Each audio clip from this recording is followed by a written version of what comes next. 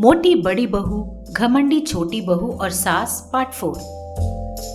इससे पहले की वीडियो में हमने देखा कि किस तरह गांव में शादी में जाकर कविता ने आधा खाना खा लिया और दोष जानकी पर डालकर सबके सामने उसे चटोरी बना दिया। हमने ये भी देखा कि किस तरह घर आने पर ससुर ने दोनों बहुओं को अनाज के दाने दिए और ये भी कहा कि जब वो उन्हें मांगे उन्हें वापस करें। लेकिन कविता ने किस तरह उस अनाज के दानों को मुर्गियों में डाल दिया और किस तरह जानकी को ये पता चल जाता है कि घर की जिम्मेदारियों को हथियाने के चक्कर में कविता किस तरह उसे सास ससुर के सामने बैठ कर रही थी। जानकी अपने कमरे में बैठी हुई थी।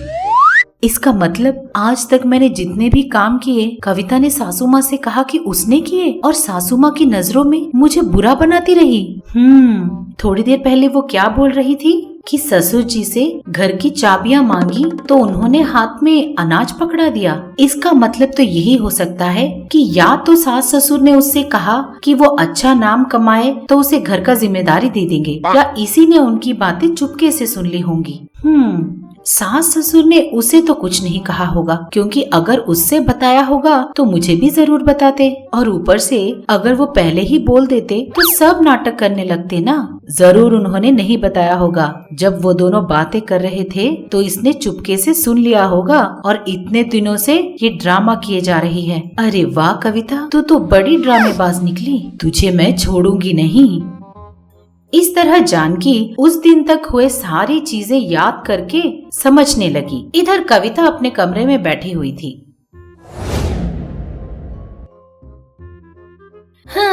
जल्दी से जल्दी इस घर की जिम्मेदारियां हाथ में लेकर उस जानकी को घर से भगा देना होगा और उसके बाद सास ससुर को वृद्धाश्रम भेज दूंगी और अकेले ही इस घर पर राज करूंगी। इस तरह वो मन में सोच रही थी। दिन महीने बीतते जा रहे थे। एक दिन रामलम्मा अपने पति के पास आकर बोली, अजी सुनिए, आपने खामखा छोटी के हाथों घर की जिम्मेदारियां सौंपने के बदले उसके हाथ में कुछ अनाज डाल दिए और कहा कि जब आप मांगोगे तो वापस करना। ये सब हो क्या रहा है? आपने उन्हें वो अनाज के दाने क्यों दिए? इस तरह पूछती है। पत्नी की बातें सुनकर नारप्पा धीमे से मुस्कुराने लगा। आखिर तूने पूछ ही लिया। मैं तो यही सोच रहा था कि अभी तक मेरी पत्नी ने उसके बारे में पूछा क्यों नहीं। चलो पूछ ही लिया तूने। अब मैंने पूछ ही लिया है तो बता भी दीजिए। नहीं बताऊंगा। मैंने उन्हें क्यों दिया था आगे चलकर तुम्हें खुद पता चल जाएगा। थोड़ी देर धीरज धरो।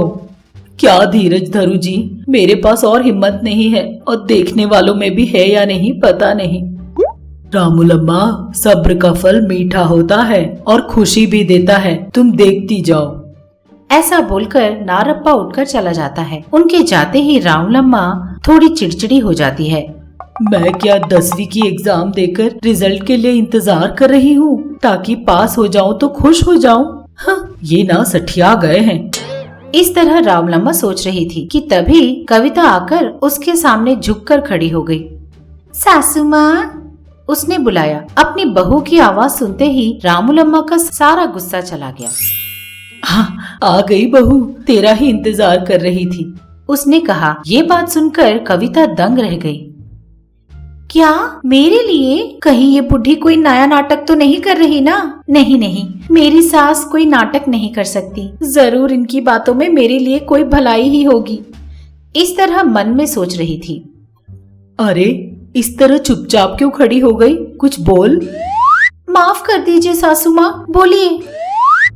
वो दरअसल वो हमारे पड़ोस में शकुंतलम्मा है ना। इस तरह बोल रही थी और कविता बड़े ध्यान से उनकी बात सुन रही थी। अब कौन सासू माँ? मुझे तो बस ये घर और इस घर के लोगों के बारे में पता है और किसी को नहीं जानती।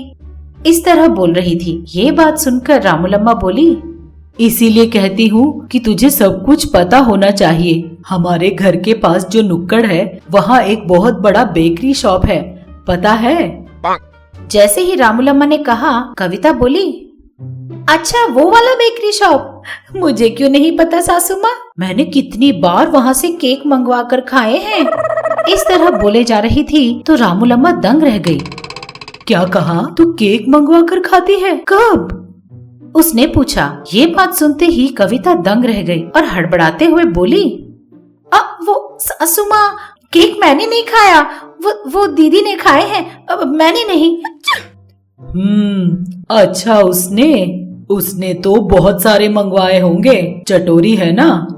हाँ सासू माँ। इस तरह उसने चैन की सांस ली। अच्छा, तू ना उस शकुंतलम्मा के घर जा, वो हमें 10,000 रुपए देगी, उन पैसों को लेकर आ। ठीक है सासू माँ। ऐसा बोलते हुए वो पीछे मुड़कर देखती है। बाहर जाते जाते, हाँ, मैंने सोचा था कि खाकर घर में आराम करूंगी, लेकिन ये बुढ़िया पैसे लाने के लिए भेज रही है। चलो कोई बात नहीं, वहीं पर बेकरी है ना, जाकर कुछ आइटम्स खाकर आती हूँ। इस तरह सोचकर वहाँ से चली जाती है। शकुंतलम्मा के घर जाकर पैसे लेकर आते आते बेकरी के पास रुकती है। वैसे भी इतने दूर आ ही गई हूँ तो कुछ खाकर ही जाती हूँ। ऐसा सोचते हुए वो जाकर बेकरी में बैठ जाती है।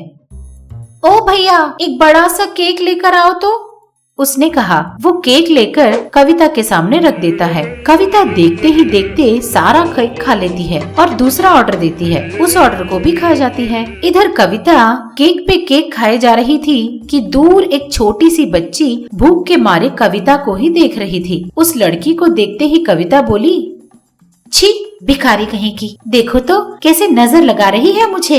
हाँ, इस तरह बोलकर वो दूसरी तरफ मुड़कर खाने लगती है। इस तरह वो उस बेकरी में कई सारे केक खा जाती है और पैसे देकर देर से घर लौटती है। इधर सास हॉल में ही बैठी हुई थी। कविता को देखते ही बोली, क्यों री, पैसे उधार लेने के लिए गई थी और इतनी देर बाद लौटी, पैसे कहाँ हैं? उसने कहा। पैसों की बात सुनते ही कविता दंग रह गई। उसके मुंह से एक आवाज नहीं निकली। पैसे? अरे बाप रे, अगर मैंने बोल दिया कि उन पैसों से मैंने केक खा लिए तो ये मुझे छोड़ेंगी नहीं। घर की जिम्मेदारी तो दूर, ये तो मेरा मुंह ही तोड़ देंगी। अब मैं क्या करूं? इस तरह वो मन ही मन सोच रही थी। ये देखकर रामलम्मा, अरे बहू, इस तरह चुपचाप क्यों खड़ी हो, कुछ तो बोलो, क्या हुआ? इस तरह रामलम्मा बोले जा रही थी तो अचानक कविता रोना शुरू कर देती है।